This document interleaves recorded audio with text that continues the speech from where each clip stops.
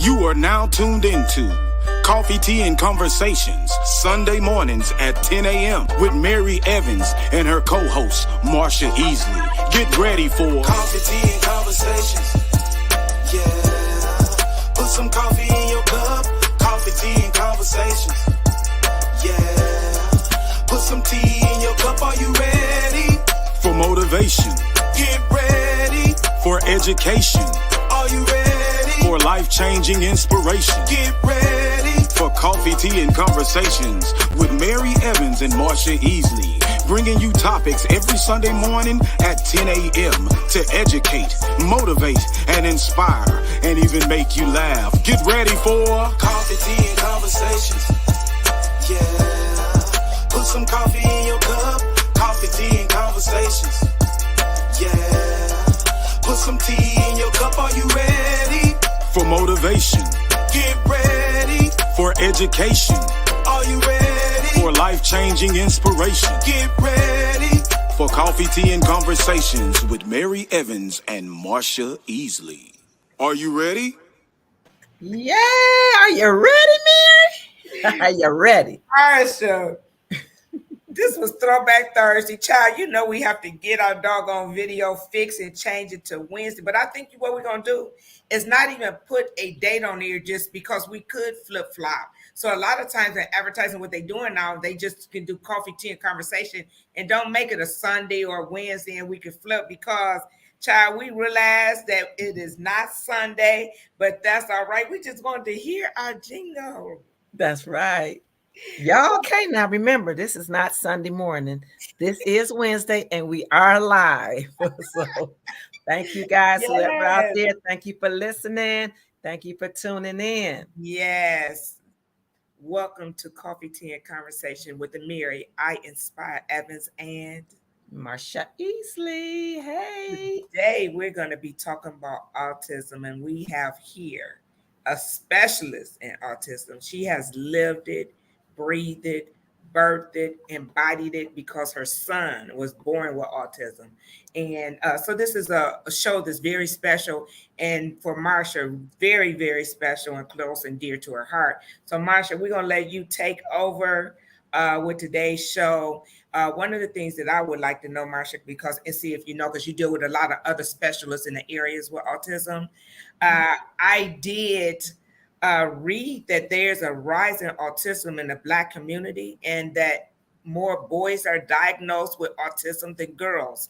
The other thing, and I never knew a lot about autism, is that they say it's really not a blood test. Like you could take a blood test for certain things, leukemia or whatever. It's not. So Marsha, I know your son was born with autism.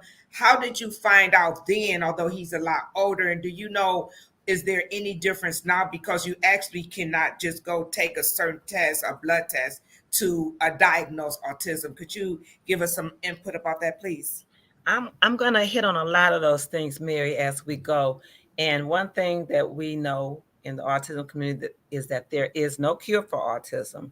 There are ways they can be treated, make everything a little bit easier on a person with autism. But as far as we know, as far as research goes, as long as we've been knowing about autism, there isn't a cure. But there are ways to make their lives a little bit better. There is, and what you said was true. There is. That is the thing. The statistics right now, 1 in 36 children are affected with autism. And that's just, it's funny that when I first started doing a research, it was like 1 in 64. And almost every year it's more and more. It keeps going down and it's going down. It keeps going down. I had to put that up. Y'all excuse us. If you were on when we first started, we have our own jingle and we used to do it on Sundays. And so Donna Jean Brown knows the jingle. And we played it on Wednesday. She said, I thought y'all had more than coffee and tea in your mug. No, in your cup, Donna, we don't. We just wanted to hear our music. But Marsha, I wanted to ask you for the ones that just don't know the definition of what is autism. Could we go there, please? Donna, you is funny. She is. Yes, that's why we did a disclaimer, but let me give you a definition. Okay, yes. Autism or autism spectrum disorder, ASD, refers to a broad range of conditions characterized by challenges with social skills, repetitive behaviors, speech, and nonverbal communication. According to the Centers for Disease Control, autism affects an estimated 1 out of 36 children in the United States. Wow. So it's a brain. It works with the. It's something that works with the brain, and it makes people with autism. They think differently. So a lot of people think it's, they want to go. Love you too, Donna. A lot of people think that it's like, back in the day when they used to say it's a mental. What was the words we used to use? We use crews were like mentally retarded and Yes. stuff like that. Retardation. But Yes. it's, some of the people on the autism spectrum are so smart, intelligent, intuitive, but a lot of things you don't know about them, because if you don't tap into what they have, get that early diagnosis with them, you don't know what they are capable of, what they can do. So, Marsha, how old was your son when you might not know there was autism, but you realized that it was something going on with him? And when you first took him to the doctor, let's talk about, were they able to diagnose him right away? Or did you go on a hamster, like a roller coaster ride, trying to see? How old was he when you said, something just is not right? Let me show you. Let me show you a cute picture of Juan. That's Juan. That's my son. That's my baby. Oh. He's not a baby no more. He is 33 years old now. So when I first noticed when he was like 2.5 years old that there was something different about him, because he was pretty much normal growing up. But he had some things about him, Mary, that was like making me go, what?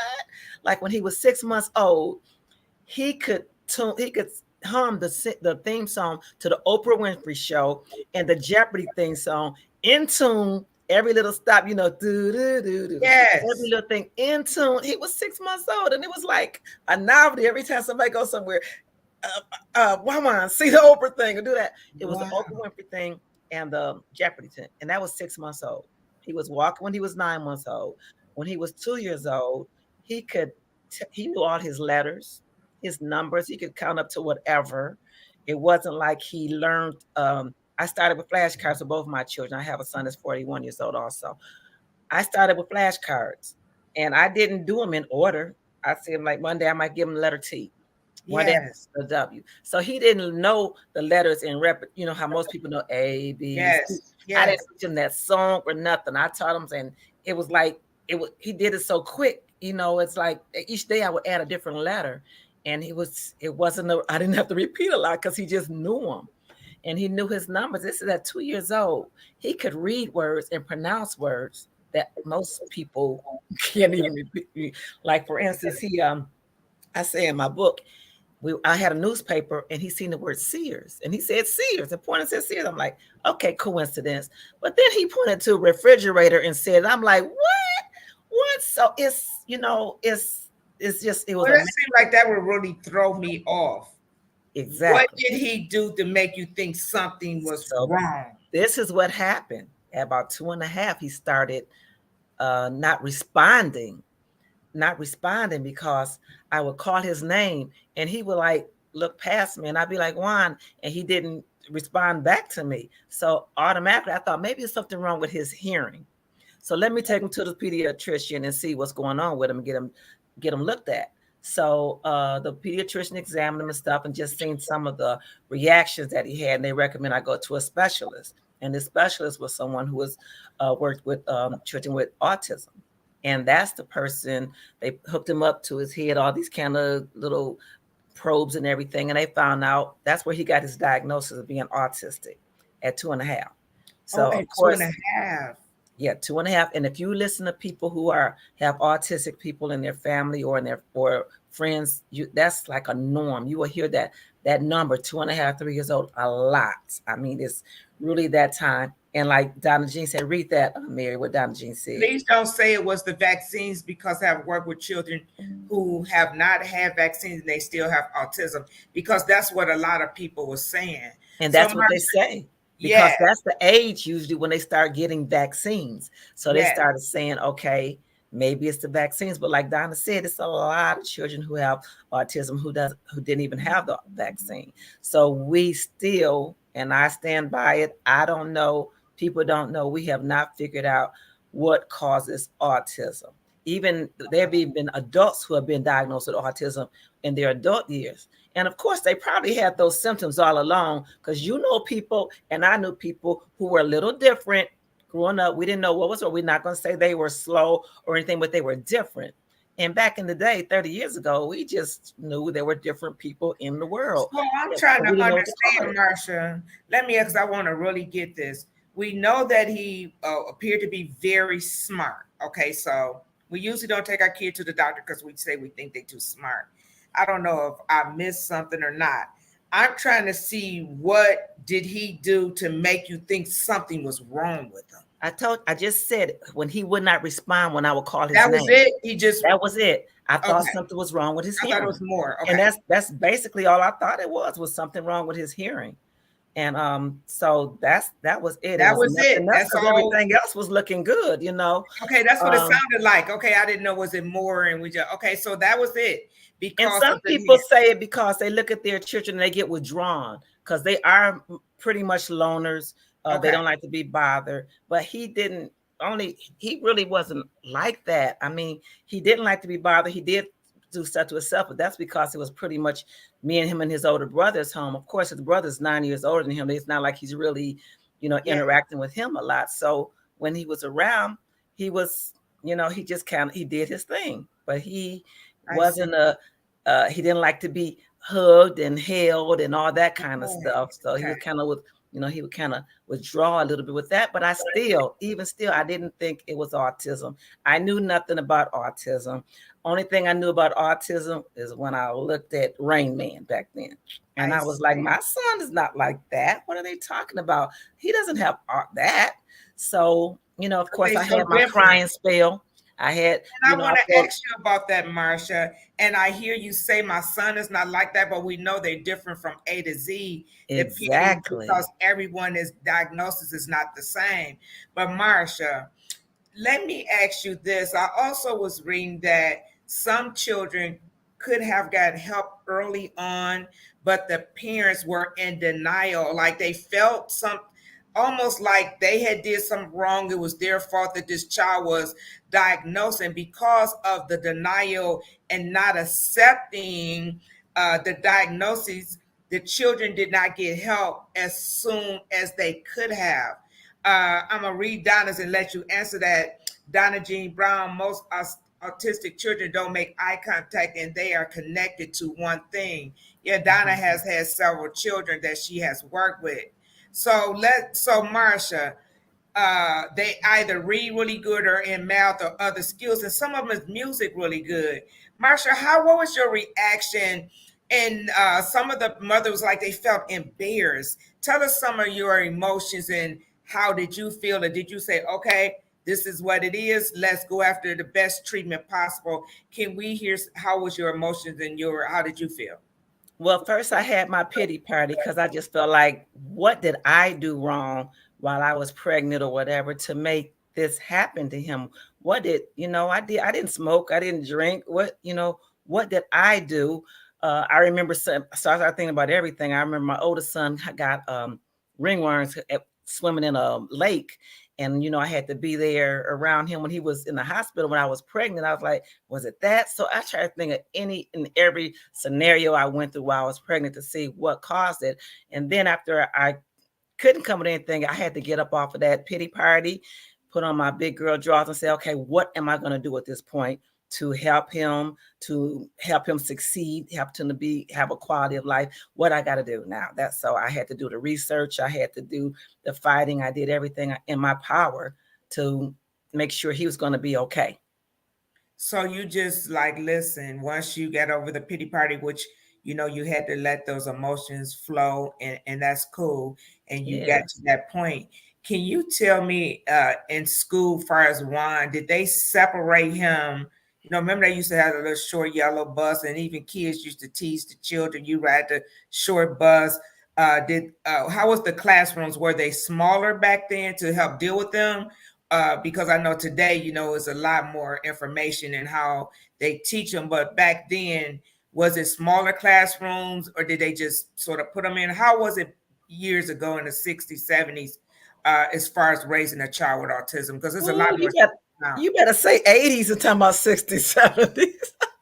Yeah, his was like in more in the 90s because he was born in 1989. You're a child. You're So, right. You're right. I'm thinking about my age. I'm sorry, child, about that. But anyway, I know it's a lot more support than it was then. but anyway, back then the classrooms are pretty full. They had special classrooms for the autism, but in Pontiac, I noticed that they had combined like the children who had autism with children who were also physically handicapped. I mean, where they, couldn't walk and go to the bathroom and do stuff like that or have behaviors. And so I was lucky in that at that time, it was more like a school of choice for our children. And I was able to I got to choose what school he went to. Okay. So I went and visited a lot of school, but when I got to Birmingham, and we all know if you're not from Pontiac, Birmingham is a very affluent community. Yes. And I seen their program. I'm like, this is where I want to go. Pontiac schools had to give him a bus and took him from my doorstep to school back and forth every day for 24 years. Wow. So they had to have their own transportation back then. So yeah, it was I was blessed. They had a very good program. When they told me they had him put him in a swimming pool, and when he was 3 years old, I'm like, huh? And that boy, they were very good. He learned how to swim. He did he joined band when he was in the 5th grade. They said that was my idea. It was like, no, we never had autistic kid in band. I was like, well, let's try this one. So he got in band. He played the xylophone. He played the xylophones, Mary, which is not an easy instrument. And when he was playing them, he was in this band, and they had great bands. They had 200 people in their band. Yes. He could read music. Once he read the music the first time, he never had to look at it again. Wow. And like Donna Jean said, they are very brilliant.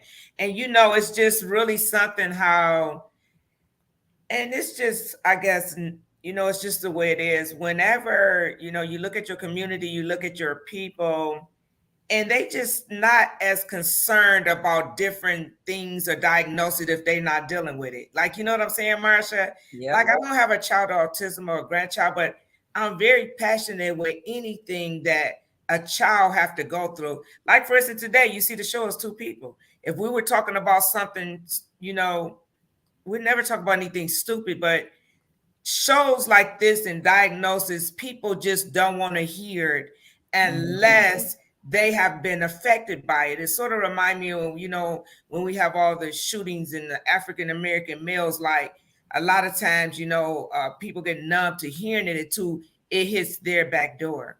But as I talk to you, what I'm thinking about is that, because I'm learning a lot in my classes, right? Is that next year, because we will do this show every year, we will drop our information in support groups, autism support groups. So because they feel it, they embody it, they know, and they know how important this subject is. And then that's the idea. Next year, we have to remember, we're going to market it differently and put it in a group because unfortunately, a lot of times when we are not affected about something, we don't want to hear it. And, I thought about my first degree was a master's of social work because as a child, Marsha, I always was concerned about other people less fortunate than myself, challenged as a little girl. My mother used to always say, girl, you're going to worry yourself to death before you become an adult. I was always interested in the homeless and children that didn't come to school with clean clothes. And so we need to market this show differently. And that's one thing I was talking to my mentor as you do shows, even when you do posts, you put a post about something crazy and something, a joke. I put a post up last week about a dog, Marsha. It was funny though. But the dog said he was peeking around the corner, Marsha. He said, so I've been barking and you told me to shut up for 20 minutes. Anyway, your car's gone. That was funny though. But 200 people, 201 shares. It just amazes me how when we're not touched by something, but if we just get to one person, we have served our purpose. And if we can impact the life of one mother, and that goes to me asking you, Marsha, if a mother happens to see the replay and see this show that is struggling with a child with autism, can you please give her some and some inspiring words and just some feedback if she's dealing with a young child now? Yes, let me that's wonderful because we do I get contacted by people all the time once they see stuff, and I do believe other people once they see it they will watch this. I know the past shows we've had have been on different days, and we've had really good responsive. But he will be. They just let you know that your child will be okay. Make sure you are not in denial. Make sure you get the resources. Don't take no for an answer. You have to advocate and fight for Yes. your child, your child, your teenager, your adult child, whatever it is. Make sure they're out there. Don't keep them at home. Don't keep them sheltered. I'm going to talk about my autism foundation real quick because I do have my own autism foundation. I'm going to bring that up before we get off of here. It's the Inspirational Spectrum Heroes, and I am the CEO and founder of the Inspirational Spectrum Heroes. And what we do is we try to make sure we give the people in families and individuals who are affected by autism the resources they need in order to be successful in life. And we're not the experts. We want to make sure they get to the experts. We're going to be having an autism walk. I'm going to put that up here real quick too. May the 20th at Wisner Stadium, Pontiac, Michigan, 11 a.m. to 2 p.m. There is a registration fee. Do not let the registration fee stop you from coming on out. It's a community event. If you're a vendor, if you're a person in the mental health field and you want to come out there and pass out information and talk to people and meet people, we're going to have vendors, music. We're going to fellowship. We got the mayor coming out. We got support from the school board, the city council. We got entertainment. We got giveaways. Just come on out there and come and share with us. Last year it was so wonderful. So if you're out there in the Pontiac, come out there. May the 20th. Look on my page, Inspirational Spectrum Heroes on Facebook. InspirationalSpectrumHeroes.com is the website, and my email is ishforautism, ISHFOR autism at Yahoo. You put that in the chat, please. The only thing I had put on there was the stuff about the walk. But if they look at the information for the walk, all that information is on there. Wonderful. Yeah. Okay, Donna Jean Brown, the schools didn't know how to deal with children that were deemed special. Yes, that's so true. Yeah. Charles Bankston. All right. Thanks, Donna. And I had a family a few years ago that had 4 children all on the spectrum, and that mom and dad were the best. That is so awesome. Donna Jean Brown, thank you for putting your information about your podcast as well, Donna, in the chat. Let me give you a shout out. Okay, what was you going to say, Marcia? Autism does humble you, and it does make you a better parent because it's a difference, and you have to react differently. And a person with 4 on the autism, I have a friend that have 2 on the spectrum. One of her sons is verbal, one is nonverbal, but it did humble me. It really did. Because Marcia, I'm gonna show you. I'm sorry, I'm gonna interrupt. I just want to show you a couple of my Marcia had to. I was just repeating. No, you don't have to rush on this show. You take your time. This is your baby. Yeah, because I want to just show you a couple of my favorites. Show me. Yes. Let me show you. This is me and Juan right here. We in California at a fundraiser. A very big star-studded fundraiser. Juan was so sharp you couldn't tell him nothing. It was hot as Hades. And Juan don't like suits, but he would not take off that jacket, Mary. When I said he would not take off that jacket, and when he found his little friend from Disney Channel there, and he saw her, and look, that smile right there says it all, right? Yeah, that says it all. And it just so happened my really good friends, Magic and Cookie, were there, and they just embraced him, pulled him up on the red carpet, took pictures with him. Irvin told him one day, whenever he's ready, he wants Juan to interview him. So, and that's kind of cool. So, and that's one of his proudest accomplishments is that he does camera work like this for the Waterford Media Center, where he films plays and talent shows. He does the parades. He's going to be doing the air show at the Oakland airport. So don't think your child is sentenced to a life of just living at home with you, because my son been living independent for the last 6 years. So it's the sky's the limit. So just embrace that and And if you got any questions, feel free to call me. I will call. If you need to talk, vent, anything, call me. 248-403-6195. It's on the flyers. It's on my Facebook page. Just call me. That's it. I'm done now because I can go on and on and on and on about this. That's okay because this is your baby. Marsha, I remember when we was doing this show 3 years ago. Remember, I'd be like, oh, our hair was so uptight, panties in a bunch, everything had to be perfect. Oh, it's 20 minutes, get off the show. Your life and the pandemic has forever changed me, right? Yeah. This is your baby. You take as much time as you want. Anyone that was listening thought that we was taking too long, they can just sign off and do the replay because we're not doing all of that stressful anxiety stuff anymore. We're going to come on, and guess what? If we just reach one, we'll reach many. I want to thank you for this show, and I want to thank you for educating us, Marsha. And I commend you on all you've been through, how you raised your son and you got him. You were an advocate, and you made sure that he received everything in your power to make him the best adult that he could. And that's a lot for you, you beautiful inside and out, sis. And let's talk about this next Wednesday. I will be at a conference, and so we're going to tape a show, and we're dropping you guys for Wednesday because we're trying to stay consistent, but the show will not be live. But we appreciate you for tuning in, watching. Donna Jean Brown, if you're still on, I wanted to shout out your podcast. If you would put the information in the chat. Oh, she did that for me. And Donna Jean Brown, Southern Soul Saturday with Donna Jean, 7 p.m. on Facebook and YouTube. I'm gonna have to set my phone for that. We have to tune in because she definitely supports us, and that's what we have to do is support each other. Thanks. You guys have a great rest of your weekend. Remember, next Wednesday will not be a live show, but we're gonna drop something for you. You have a great evening.